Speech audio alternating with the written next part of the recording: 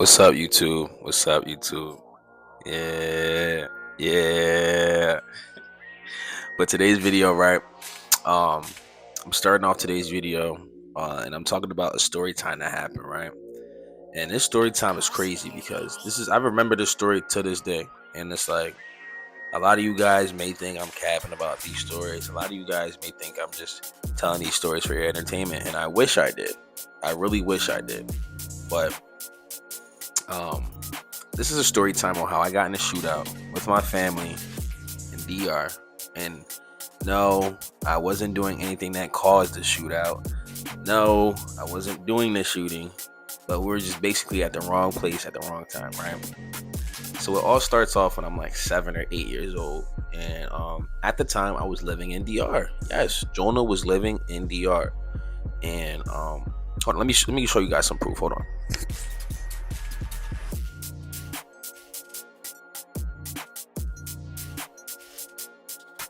2010, 2011 type shit, right? Around that time, I was a child still, as you can clearly see in the photo. Um, and my mom, my dad, and us, and how do you put it? I don't know. All of us decided to go to an area, and I forgot where it was because it happened years ago. But I'm gonna try to pull up like a little photo like around here. But it was called La Duarte, right? And around this point in time, it's a very hot area. It's dangerous around that time, but my dad is well respected around there, so he's there with his family. He's there with me, whatever. Everybody knew who my dad was in DR too. Don't get it twisted. Like my dad was one of them in DR. Uh, Long story short, we go to a chimney spot. If you guys are not Spanish or Dominican or Caribbean, you guys don't know what chimichurris are. I'm gonna put it right here for you. They're basically a Dominican Krabby Patty. We go to a chimichurri spot, right? Uno chimi, and it's a good chimi. Like it's one of those nasty ass chimi. No, we used to go here religiously, especially I think it was like on one of the weekends, because we would always get like 2-3 chimis, starve ourselves the whole day, and then like go crazy there. We'll eat like 3-4 of them, get some Coke, Coca-Cola, and I don't know. I just felt like it was a vibe. And long story short, that's what we decided to do that weekend. And mind you, the chimney spot, the food spot was right in front of a park. So like, usually we're more lit. You order your food. My mom and dad talking, they flirting with each other. You feel me? They talking to each other, and I'm across the street, on the swings. I'm doing my thing. You feel what I'm saying? So, long story short, I'm starting to think it was starting to get like around 12, 1 o'clock in the morning. And one thing is that in certain areas in DR, you don't want to be outside around that time. Because, yeah, DR is beautiful. DR is a third world country in a way, but it's still beautiful. But at the same time, you need to know where to be at and where not to be at in certain spots. And I guess we weren't supposed to be at that spot at that time. So I started peeping like a shift. No, even though I'm still in tune. Like I just didn't know what it truly was. But I start peeping that there's a lot more motorcycle. Like there's a lot more guys on pasolas riding by. You feel what I'm saying? Like you don't know what a pasola is? It's basically a motorcycle or a moped, right? I'll put a photo right here. But that's how the Dominicans call it. They on pasolas. I'm seeing like a whole bunch of guys keep going fast on pasolas. They coming by the store. I'm seeing that they keep spinning apart. You feel what I'm saying? So I'm not paying it too much mind because I'm a kid at the time, but I'm still aware. You feel what I'm saying? So long story short, I keep saying long story short. I'm gonna make this story as long as possible.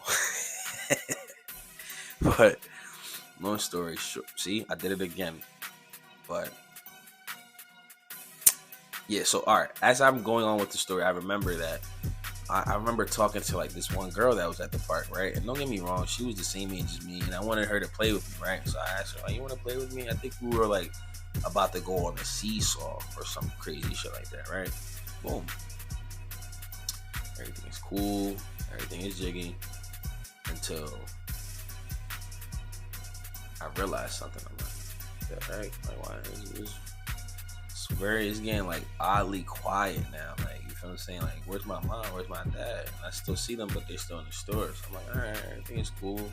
But like, I don't know. I just the vibes were getting oddly quiet. And if you don't know what that is, it's like it's too quiet, right? And mind you, it's a weekend in DR. The quiet doesn't exist in a weekend in DR. So I'm putting two and two together, and I'm wondering. There's a couple guys that already spent this bike on Pasolas, not bike, this block on Pasolas. A couple of guys that I seen them, and they didn't really give me good vibes. So it's like I'm already on edge, and then my parents come out, right? So as my parents come out, they calling me, and I'm like, oh yeah, everything is smooth, everything is good.